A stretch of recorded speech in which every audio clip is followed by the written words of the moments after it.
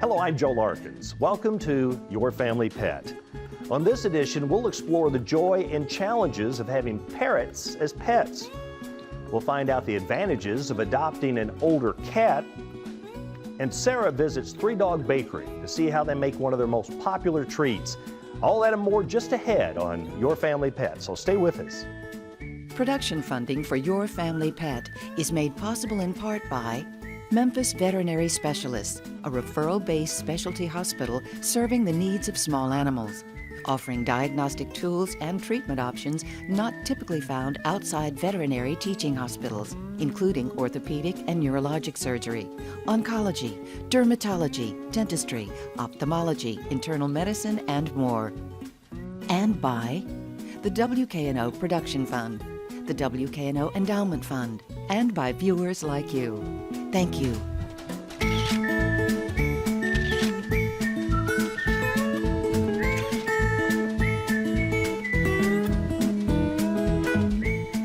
Hello and welcome to Your Family Pet. I'm Joe Larkins, and joining me today is Katie Pemberton with the Humane Society of Memphis and Shelby County, and we've got guests all over the place, both human and feline. Yes, we have six very special cat guests today. The first one that I'll tell you about is Japan, and she is being held by Kayla, our customer service manager. Japan is a 7-year-old cat, and as you can see, one of her eyes is bigger than the other. That was caused by a birth defect, but it really doesn't affect her. It doesn't affect her vision. It doesn't affect, how much she enjoys life. As you can see, she loves being held. She loves cuddling. She gets along with other cats. She's got this beautiful coloring, beautiful blue eyes, and she's just a great, more mature cat to kind of fit right into your home. Okay. And next? Next we have Erica from our Cat Adoption Center, and she is holding a black cat named Muffy. Muffy is about 1.5 years old, and obviously she's a black cat with beautiful kind of golden green eyes. And Muffy actually I believe she had kittens in a shed by herself. So she, at such a young age, has already been through some hard times and is really just ready for that family to take her home and pamper her. She's super sweet. She loves to be held and cuddled. And she's just kind of an easygoing kind of gal. Ready for a forever home. She is, yeah. And lastly, we have Rhea, and she is being held by Jeremy, our facility manager. And Rhea is about 1 year old as well. And she is a beautiful gray cat with kind of goldish green eyes, and just kind of similar in personality to the other two. They're all kind of easygoing cats that just get along with everyone. Rhea, I will say, out of these three, has been the most vocal. She's been the one who's been talking to us the most, kind of telling us what she thinks about the whole situation. Well, she's probably ready for her close-up. Yeah, she is. She knows this is her big break. Well, now these are adult cats, and we know the importance of why you should adopt as opposed to buy. Right. But what about the advantages of adopting an older cat as opposed to a kitten? Everybody wants a clean slate. Yeah, I mean, I really always encourage people to at least consider an older pet of any kind, really, not just cats. One of the great things about adopting an older cat is that you kind of already can see what their personality is. With a kitten, you don't really know. I mean, kittens are pretty similar. They all want to play, they all want to climb, and their personalities haven't really fully developed yet. But with an adult cat, you kind of know what you're getting, and so you can already tell, okay, this cat's going to be full of energy, or this cat's going to be calm. You can know how good a fit they are with your lifestyle. There's always an adjustment period when you've got a new pet, and so that's something you need to really keep in mind when you bring any pet in. Yes, we always encourage people, please be patient when you bring any pet into your new home, whether that is a kitten, puppy, adult cat, or adult dog. They have been in our shelter, or maybe possibly a foster home, but they've been in our shelter for a while, and so it's going to take them some time to adjust from being in a kennel to having the space to roam. And so one thing we actually suggest when you're bringing home a new cat is give them a room that's just their room. You don't have to rush into introducing them to your other pets. You can just let them kind of decompress and explore in that room. That's where you feed them. That's where you go visit them. And you can let if you have other pets, you can let them around the room so they can smell each other. But for the most part, just giving them about a week or so to kind of get their bearings. Actually, you touched on, my concern is we've adopted in our household pets, and it took a year just to get them house trained, but it really varies. You're talking about a week or two. Yeah, it really does vary based on the animal, what they have experienced and what issues they may have. You know, we have animals that have been injured, abused, and then we have animals that have not necessarily been through something like that. And it really, it's every animal's an individual, so it really varies. Very quickly, what about bringing an older cat into a household that already has a dog or a cat? Just in a few seconds. Yeah, I think that trick of giving them their room to kind of be by themselves and gradually sniff the cats or the other dogs through the door, but not forcing them to interact right away. The big thing is that there are plenty of animals out there that are needing forever homes, whether they're dogs, cats, or what. I know you see a lot of animals coming through. Yes. It's important to open up your home and your heart. Yes, please consider adoption. Katie, you've got a fine group of cats and helpers here, cat helpers, and thank you very much for stopping by. And remember, open heart, open your home. If an easygoing cat with a few dog-like qualities sounds good, you might want to take a look at our breed of the month, the Maine Coon. The Maine Coon is native to America and was first recognized as a specific breed in Maine. In fact, it's the official state cat of Maine. The Maine Coon is the largest domestic breed of cat and is characterized by its rugged appearance, shaggy coat, and long bushy tail, which is sometimes used for warmth and protection. The Maine Coon's coat is silky, somewhat oily, and almost self-maintained. As I mentioned, the Maine Coon is a large cat. Females typically range between 9 and 12 pounds, while males range between 12 and 16, but sometimes they can reach 20 pounds. The average lifespan of this breed is 13 years. The Maine Coon is a very low-maintenance cat and only requires occasional grooming. Health issues like hip dysplasia may be found more commonly in cats of larger size, like the Maine Coon. This breed is also sometimes plagued by polycystic kidney disease, which is often genetically inherited. The Maine Coon is often noted for its kindly disposition and intelligence. Even though their large size can be intimidating, they're known for their friendliness towards people and other pets, and have been given the nickname Gentle Giant. These personality traits make them great family pets, companions, and even therapy cats.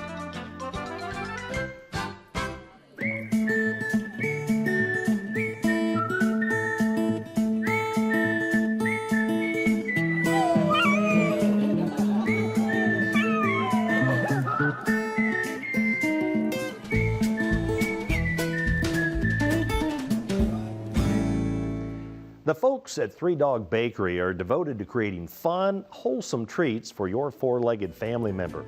In fact, from the moment you and your pup walk in, you might just get the idea that they love your dog almost as much as you do.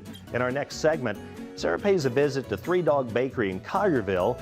Find out how they make one of their most popular treats. Carol, what makes the treats here at Three Dog Bakery so special? Well, Sarah, a lot of things make them special, but we use all human quality ingredients, no sugar, salt, or artificial coloring. We use vegetable powders to make our colors. So for instance, we use beet powder to make pink and red, tomato powder to make orange. We just used a lot of orange for Halloween and getting ready to make a lot of things that have red and green in it for Christmas. And it looks like you have chocolate, but I know that's not what it is, but it looks really yummy. What is that? It is unsweetened carob. Okay. It is safe for dogs. It comes from a totally different plant than chocolate does. It doesn't have the theobromine that chocolate has in it. So it is indeed safe for dogs. We're going to get to see how the Nutty Buddy is made today, one of your most popular treats. What goes into the Nutty Buddy and how is it made? Okay, well first we start with our mix, and then we use peanut powder, water, honey, and unsweetened applesauce because we can't have sugar. And then Frances is going to mix it up, and then we're going to put them in the oven and bake them up. Perfect. Well, let's see how they're made then. Okay, sounds great. When we start our Nutty Buddies, we use all of our liquid first and we mix it all together. This is applesauce. So far we have water and applesauce.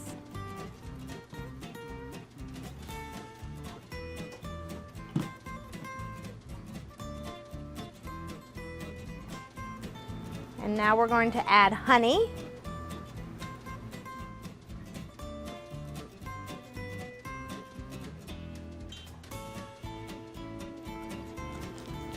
And now we're going to add the mix.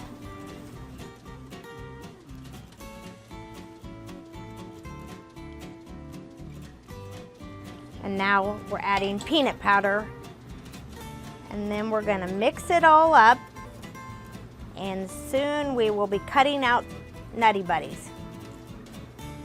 Something else that makes you also special is you were the first dog bakery, correct? Correct, we were. We've been in business for 25 years. And out in the community as well. Oh yes, we've always done a lot of rescue group events. A lot of our events, we give money, the proceeds to the actual rescue or the shelter. We gave all the prizes for the Germantown weenie races, and we just are getting ready to do one with the Collierville Animal Shelter for Christmas pictures. All the proceeds will go to the spay and neuter program for Collierville Shelter. It's a kind of a sticky dough, so Frances has to put her hands in here. Kind of like making bread, you got to knead the dough.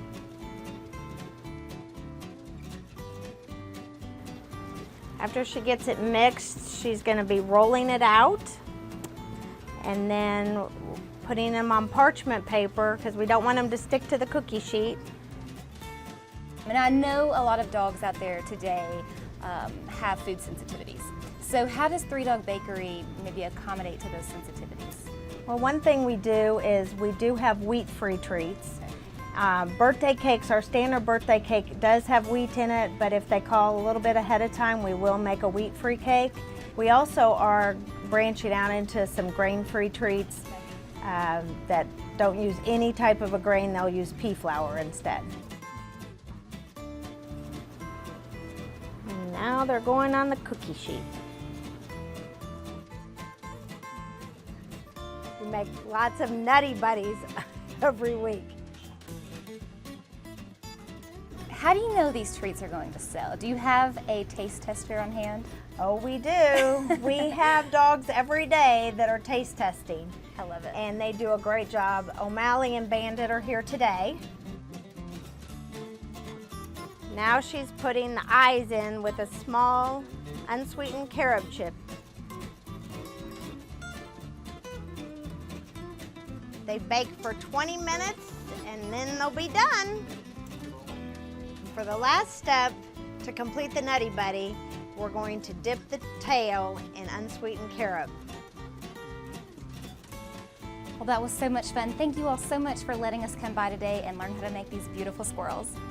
We are so glad you got to come by. With an estimated 11 million birds living as pets in the U.S., parrots are now thought to be the fourth most common household animal after dogs, cats, and fish. But do they make good pets? Well, you may be surprised to learn that for many people, the answer is no. If you're thinking about getting a parrot of your own, there are a number of things you should consider before you dive in. In our next segment, veteran parrot owner Andy Williams shares some of his expertise about living with parrots. Getting a parrot is really more a lifestyle decision than it is picking a pet like a domestic animal, like a dog, cat, or even a chicken. They're wild animals that we brought into our homes, and they've not been bred for generations like domestic pets to produce desirable traits. And so the first thing you need to do when thinking about a parrot is do a lot of homework. Ask yourself some tough questions. First question you should ask is, why do I want a parrot? If your top two answers are something like, because I think it's cute that they talk, or you're looking for something pretty and decorative, a parrot's probably not going to be a very good pet for you. You've got to look at your temperament, the time you have for a parrot that you want to spend on a regular basis, and the upkeep costs not only include the direct cost of getting the bird, but also the inevitable repairs on your household furnishings. They're wild animals, and what they do best is chew. They love to chew. It's their hobby. They will chew to make nests. They'll chew to get nuts out of their shells. They'll chew to attract mates. They just chew for the fun of it. They're highly intelligent. A lot of people say that they have the intelligence of a 5-year-old, but the emotional maturity of a 3-year-old. So that's something considered, particularly when you consider the fact that they live for 15, 30, or even longer. In addition to thinking of a bird like raising a child, you need to keep in front of mind that they're wild animals. With their instinct and their energy, you should never leave a bird unsupervised. If you do that, the best description I've heard is basically unleashing a flying monkey with a chainsaw. Because they're so beautiful, you think of them as harmless, but you really shouldn't leave them unsupervised with children. Their beaks, even the smaller birds, have a lot of force to them and can make some deep injuries really quickly. You know, it's obvious that you've got time daily and weekly cleaning their cages, but you also cook for your parrots. In addition to just husbandry, you've got to spend 2 or 3 hours a day, 2 or 3 hours a day for the life of the bird, interacting with the bird and training it. Training gives them something to do, something to think about, and plenty of toys. You see these toys are chewed up, that means that they're a success. And on a regular basis, we switch the toys out to rearrange their cage furniture and to provide them new things to think about and play with. They have quality time in the cage, so they don't look at it as punishment necessarily, but quality time outside the cage is for exercise, for training, and also for them to be part of the flock. If you get a bird, you've got to put the cage in the center of the home. You can't put them in a second bedroom or in a hall or that sort of stuff. They want to be where the action is. They just crave attention. And also they crave attention their entire life. When you get a bird, you get, oh, isn't that great? And it is. It's very sweet. Baby animals are totally adorable. But you know, these are animals that they don't grow up that quickly. They live for a long time. The sort of attention you give to them when you first get them, you've got to be prepared to fawn over them to that level the rest of their natural lives. It is a lot of work into it, and you've got to enjoy the process. I enjoy cooking, so I enjoy cooking for the birds. You know, I'm interested in nutrition, so I'm interested in learning about nutrition for the birds. But like I said, it's just something about birds I've always liked. They give back, and it works for me. I've always wanted parrots. I had them growing up. They're just interesting. I like learning about their care. They're very complicated and individual, but they give back. They give back in their own way, and the ways they give back to me, you know, rubbing my ear, imitating my laugh, playing with toys, you know, taking a shower with me are enjoyable. But again, it's very personal, and the things I like about birds may or may not appeal to other people. But they are fun. It's exotic. You know, no one else has them, but there's a reason for that. And so in doing your homework, you've got to think about what's ahead in your life. Do you see yourself getting married? I know marriages have been broken up. You know, you know, the question is, it's either me or the bird. You don't always get the answer that you want to get. Because they're in every facet of your life. You know, in the morning they wake up when the sun comes up. They want to be with you. They want to get food. They want to take a shower with you. They want to watch TV with you in the evenings. They want to meet your friends. It's kind of a flock mentality, and that's part of it. The thought process with a bird is raising a child that never grows up, as opposed to having a companion animal like a dog or a cat. But like I said initially, if you think you want a bird, do your homework and ask yourself a lot of hard questions to determine if a parrot's going to be the right bird for you.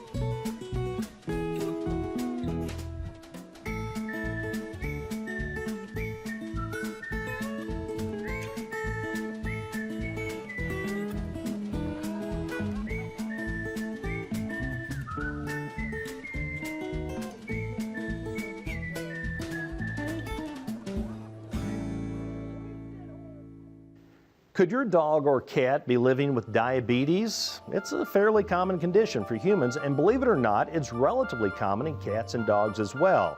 And left untreated, can be life-threatening. And since November is National Diabetes Awareness Month, we thought we'd find out more.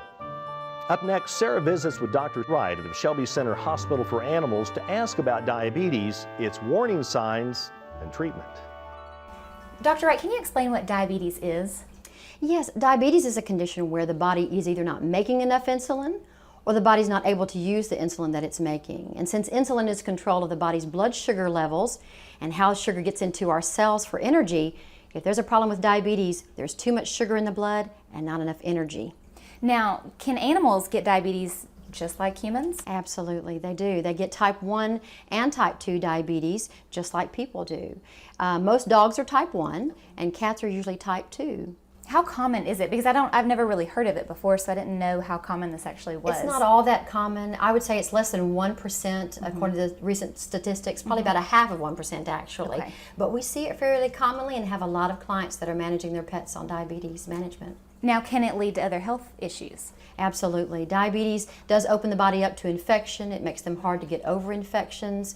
It can cause liver problems, kidney problems. It can also make them prone to forming cataracts in their eyes. Oh my gosh, I did not know that. So what is the life expectancy? I mean, does this change the life expectancy for a pet who might have diabetes? If it's not managed, it can be life-threatening. But if it's managed well, these pets can live for months and even years. Okay. So what are symptoms or signs that people can look for in their pets? Usually the diabetic pet comes in drinking lots of water, urinating a lot. So for a dog, this would be a dog that has accidents on the floor or is getting the owner up in the night to go outside to urinate. For the cat that's inside using the litter box, they are filling it up. They're also ravenously hungry. The body knows it needs energy, but they're not gaining weight. And some of these pets are losing weight. They're very thin, but also the obese pet is more prone to diabetes, so sometimes they'll fool you coming in very heavy. So if you see any of these signs or symptoms, you bring them in. What kind of test will a veterinarian then do on your pet? The first thing we're going to do is probably some lab work on them, including a urinalysis. And a diabetic pet is going to show sugar in their urine, which shouldn't be there, and some blood work, including, most importantly, the blood sugar, which is very, very elevated. So let's say, unfortunately, if a pet did have diabetes, what about when you take it home? What do you do to take care of your pet with diabetes? Well, the first thing that we talk to owners about is dietary management. You have to get them on some kind of food that will help their body use the sugar that's in there. And those are usually high protein diets with low carb or high complex carbs of the carbs that they have. So on these diets, that's a very important part of management. In fact, cats on dietary change alone can sometimes manage their diabetes. Oh, really? Just with that. Wow. Otherwise, the pets, we have to talk about insulin therapy. The body needs insulin. Right. Most of the time, it's not making proper insulin. So now we're talking about giving injections of insulin at home, just like with people. Now, do these pets know that they have diabetes? I mean, some pets seem to be aware whenever they need something for their body, like some dogs might know when they need insulin. Is that a case that you run into often? Sometimes we do. We see pets that owners have gotten used to giving their pets insulin. And again, these are tiny syringes, tiny needles. Giving your dog a shot or your cat a shot is scary for most owners, but it's such a tiny needle. A lot of the pets with a little distraction don't know that they give it. But we do hear of owners saying sometimes they're coming up ready for their injections. Wow. Whether they know, how do they know that it's going to help them? But it makes a lot of owners feel better that they're giving their pet better quality of life and the pet's not dreading it as much as they thought they would. Exactly. Well, thank you so much, Dr. Wright, for all this helpful information. You're welcome. And finally, we have a heartwarming rescue story sent in by Wendy. I was contacted by Mid-South Pug Rescue in August of 2011 to meet a little girl named Emma who had spent the first 18 months of her life as a breeder pug living in a cage. When I met Emma, I knew immediately that her name was not Emma, but I was not convinced that she was the pug for me. She was a pitiful little thing, missing an eye, in serious need of doggy braces for a severe underbite. I agreed to foster her, but it was my second trip to the vet that sealed the deal for me. When the vet produced an x-ray of her spine that resembled a Z, I was sold. He said she was in rough shape physically because her jagged spine made it difficult for her lungs to fully expand. He said she might live 5 weeks or 5 years and that he could guarantee that she would have health problems, but not how severe they would be. And so it was that Emma came to stay, and Emma became Maisie. I was terrified that my other pug, Max, would be jealous and feel betrayed. I was terrified that she wouldn't survive through the end of the week. I was terrified that I was making a huge mistake. When I brought her home, Max was less than impressed. This scrawny, toothy, half-blind little thing couldn't go up or down stairs, didn't know how to walk, and fell on her side when anyone walked toward her. The following week, however, my brother sent a photo of Max and Maisie sharing a tiny dog bed, and I knew we'd done the right thing. 3 years later, Maisie is better than ever. She's bossy and demanding and has acclimated to the good life quite well, leaving the memories of her first few tumultuous years in the distant past, where they belong. In fact, just this summer, she won a costume contest at Dog Day at Memphis Botanic Garden. Maisie, you're amazing and one lucky dog. That's it for this edition of Your Family Pet. We hope you enjoyed it, and be sure to tune in next time as we explore the joy of pet ownership on Your Family Pet.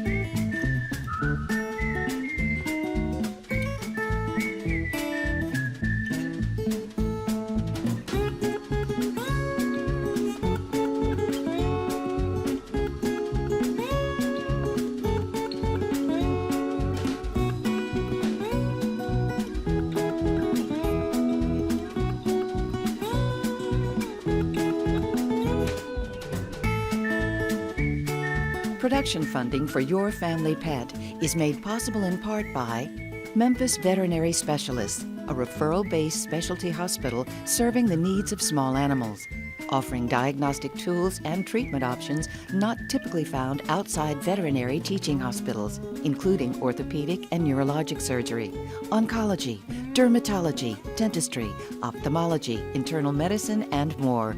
And by viewers like you. Thank you.